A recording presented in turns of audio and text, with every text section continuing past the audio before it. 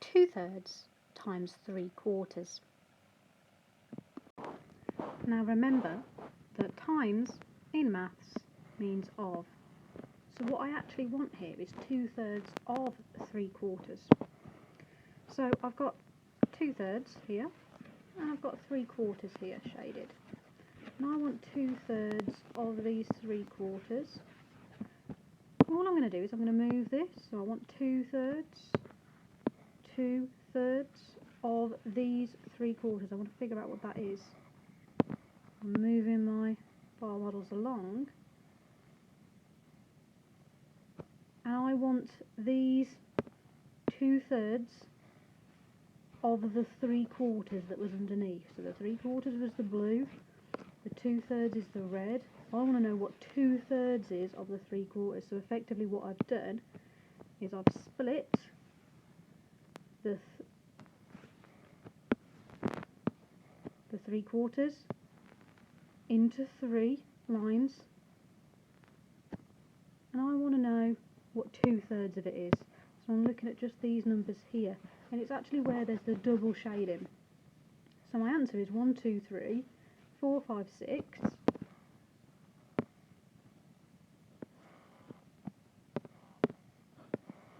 Out of a total of 1, 2, 3, 4, 5, 6, 7, 8, 9, 10, 11, 12.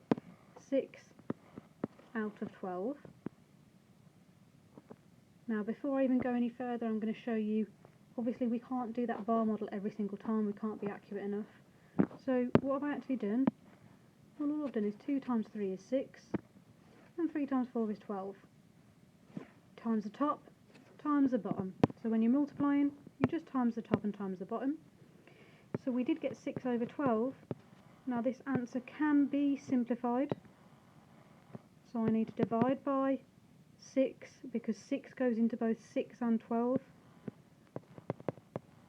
And I get 6 divided by 6 is 1, 12 divided by 6 is 2. So my answer is actually a half. So you can do what I did in the previous example and times the top, times the bottom, and then just find out your answer and simplify it. Or you can do something to simplify it first. So here I've got 4/5 times 9/10. Now what I'm going to spot straight away is that if I did something called swap the tops, the 4 and the 10 can simplify. So let's do that now. I'll swap the tops, so it becomes 9/5 times 4/10.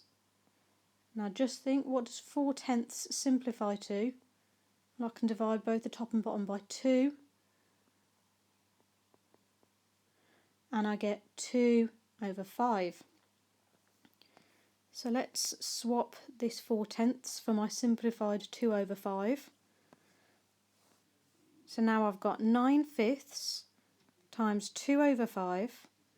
9 times 2 is 18. 5 times 5 is 25. I don't need to simplify any further because I can't. There's my answer.